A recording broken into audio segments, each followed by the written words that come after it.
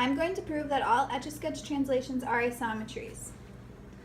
A translation is when you move points of an object in a fixed direction, both up and down or left and right.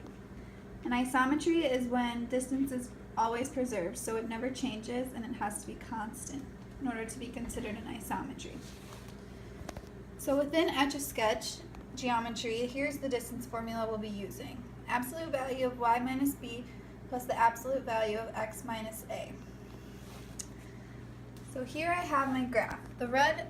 In red here are my original points. I have -3, 4, and -1, 1. I have decided to translate these points over 1 and up 2. So I'm going to take my pen and from this point go over 1 and up 2 units. And I do the exact same thing to the bottom. Over 1, up 2.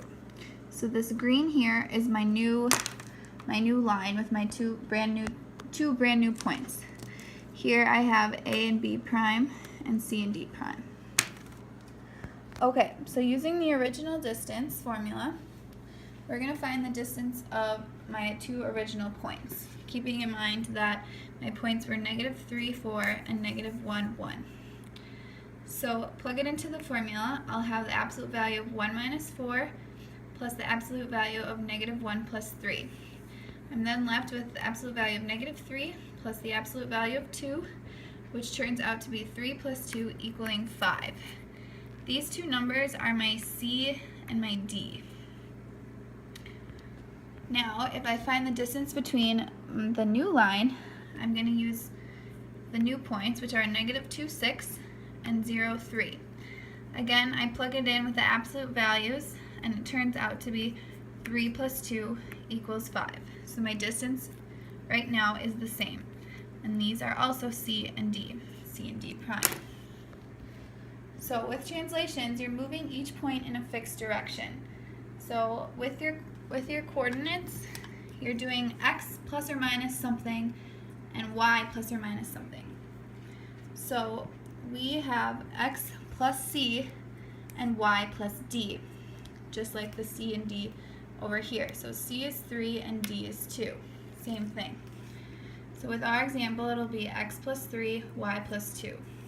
And with the new example, it'll be a plus c, b plus d. So the coordinates will be a plus 3, b plus 2. So far the same.